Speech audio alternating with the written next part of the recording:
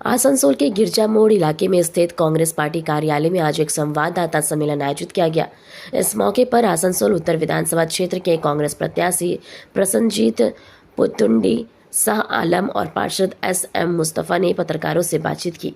नेताओं ने 23 अप्रैल को होने वाले विधानसभा चुनाव के लिए जारी मतदाता सूची पर गंभीर आरोप लगाए। उन्होंने कहा कि एक और चुनाव आयोग द्वारा एसआईआर के माध्यम से शुद्ध मतदाता सूची तैयार करने का दावा किया जा रहा है, लेकिन वास्तविकता इसके विपरीत है और सूची में कई गंभीर अनियमितताएं मौजूद है।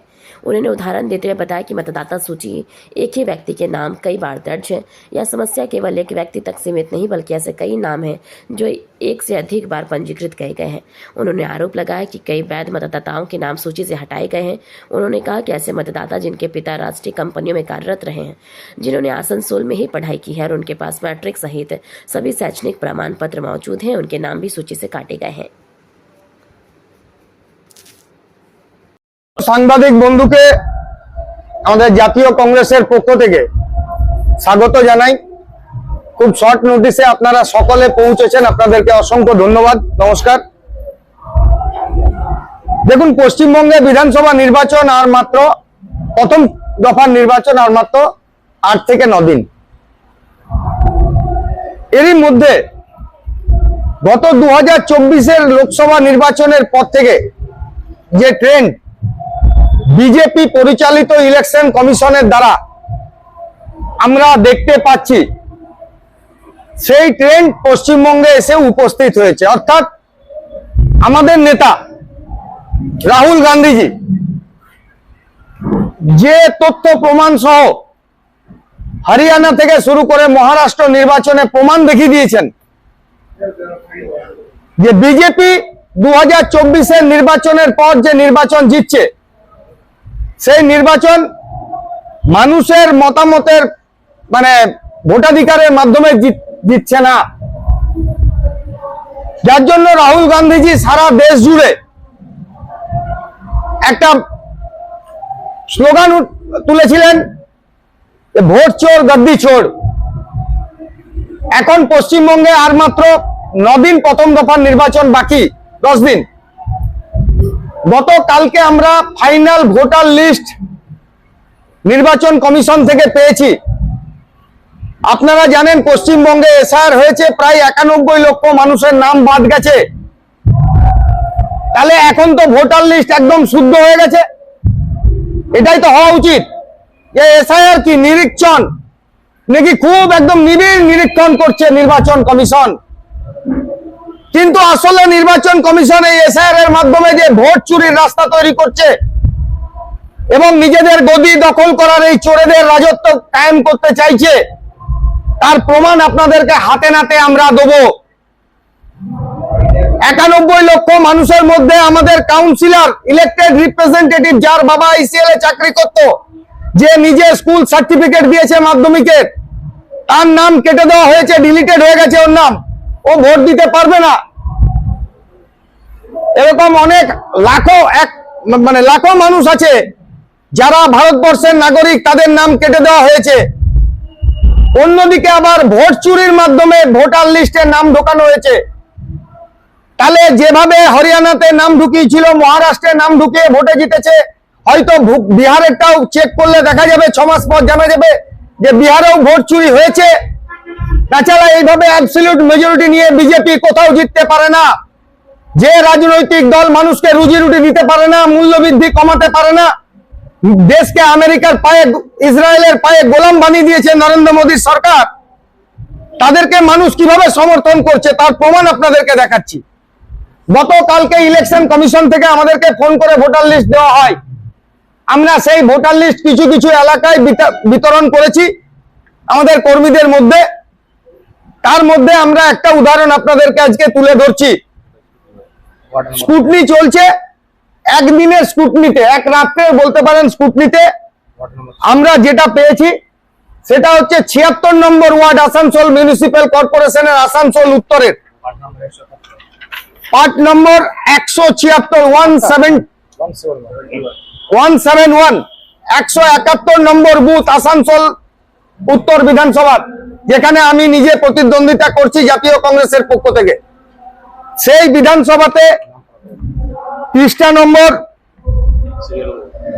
27 নাকি 27, পৃষ্ঠা নম্বর 27-এ দেখা যাচ্ছে যে দেখুন, আমরা আপনাদেরকে প্রমাণ দেবো, আপনাদেরকে জেরক্স দিয়ে দেবো।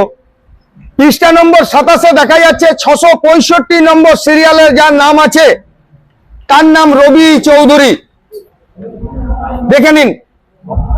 আবার 668 নম্বরে নাম আছে তার নাম রবি চৌধুরী, 669 নম্বরে নাম আছে তার নাম রবি চৌধুরী, 670 নম্বরে নাম আছে তার নাম রবি চৌধুরী।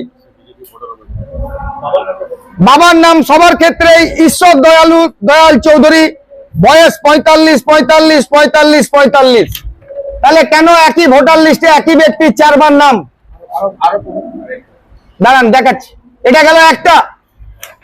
দ্বিতীয়, তারপরে দেখুন 671 72 আয়ুষ কুমার সিং, বাবার নাম পঙ্কজ কুমার সিং, ধুরুপডাঙ্গাল, বয়স 21, দেখে নিন। আপনারা এই কাগজের ছবি তুলে নিতে পারেন, জেরক্স করে নিতে পারেন, আমরা প্রমাণ দিচ্ছি। 171 নম্বর বুথে সিরিয়াল নম্বর 665 থেকে 672-এর মধ্যে আমরা 6খানা ভোটারকে পেলাম, যে 2জন ব্যক্তি কিন্তু ভোট অধিকার তার 6টা। ভারতবর্ষের সংবিধান বলে যে এক ব্যক্তির একটাই ভোটাধিকার। তাহলে এসআইআর এর পরে এক ব্যক্তি 4টে, এক ব্যক্তির 2টো কি করে হচ্ছে? তাহলে এই গণেশ কুমার আসলে যে মোদী এবং অমিত শাহর গোলাম, এবং মোদী এবং অমিত শাহর কথা মতো ভোটার লিস্ট তৈরি করে ভোট চুরির মাধ্যমে বিজেপির সরকার বানাতে চাইছে।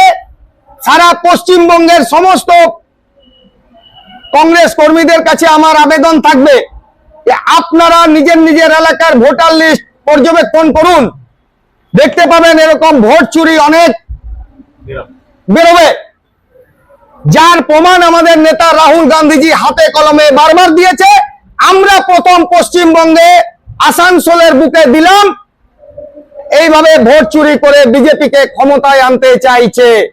আসলে এই যে অমিত শাহকে বলা হয় না চাণক্য, এসব কিছু না, আসলে চোর। এসব চাণক্য ফানক্য কিছু না, আসলে চোর। এরা চোরের দল, এরা ভোট চুরি করছে, এরা সরকারি সম্পত্তি চুরি করে বিক্রি করছে, এরা দেশকে বিক্রি করছে, এই হচ্ছে এদের নীতি। অথচ ইলেক্টেড কাউন্সিলর আসানসোল মিউনিসিপ্যাল কর্পোরেশনের 25 নম্বর ওয়ার্ডের, যার বাবা ইসিএল এ চাকরি করতো, তার কাগজ দিয়েছে, নিজে মাধ্যমিকের পাস করার সার্টিফিকেট দিয়েছে, জমির দলিল দিয়েছে, তাও নাম কেটে গেছে। निर्वाचन कमिश्नर का हाई अधिकारी भी यहाँ पर आया हुआ है बेंगलोर में देखा जा रहा है। इसका बारे में आप लोग क्या कोई नोटिस वगैरह उन लोग को वोट का जो पढ़ना आया है उसमें ऐसे एक ही नाम बार बार दिखा है? देखिए, अभी हम लोग एसडीओ साहब जो हमारे आरओ हैं उसके साथ हम लोगों ने कांटेक्ट किया था, लेकिन पता चला कि वो ऑफिस पे है नहीं, उनकी कुछ तबीयत खराब है, वो घर पे है रेस्ट पे। लेकिन बात हुई है कि 1 बजे के बाद वो आएंगे, 3 बजे के बाद वो आएंगे, तो हम लोग 3 बजे के बाद में वहां पे जाएंगे। लिखित तौर पे भी हम लोग इसका कंप्लेन देंगे। जिस तरीके से वोट चोरी हम लोगों ने पकड़ा है, आज ये कोई नया बात नहीं है इलेक्शन कमीशन का, गणेश कुमार जी का। आपने देखा है कि हमारे राहुल गांधी जी ने हरियाणा में खुद इसको पकड़ के सामने लाया था और आप लोगों के सामने, प्रेस के सामने पब्लिश किया था कि एक व्यक्ति का नाम 6 जगह, 8 जगह, 4 जगह, 2 जगह। अभी तो ये शुरुआत है, कल ही हम लोगों को मिला है। एक रात में हम लोग कितना स्क्रूटनी करेंगे? अभी तो हम लोग अपने कार्यकर्ता को अपने वार्डों में अपने कर्मी को दे नहीं पाए। हम लोग सबको देखेंगे, तमाम हम लोगों के पास वोटर लिस्ट है, उसके बाद इसका हम लोग स्क्रूटनी करेंगे। पूरे बंगाल के अंदर में हमारे अपने कांग्रेस के कार्यकर्ता को भी हम लोग बताएंगे, अपने अपने प्रदेश के अध्यक्ष शुभंकर सरकार जी को भी हम लोग अभी इसका हम लोग खबर देंगे। और पूरे बंगाल के अंदर में कांग्रेस पार्टी वोटर लिस्ट का स्क्रूटनी 1 से 2 दिन के अंदर में करेगी। और जितना वोट चोरी का सामने आएगा, वोट चोर गद्दी छोड़, ये हमारा स्लोगन राहुल जी ने दिया है और इसका प्रमाण हम लोग आज फिर दोबारा आसनसोल में किए।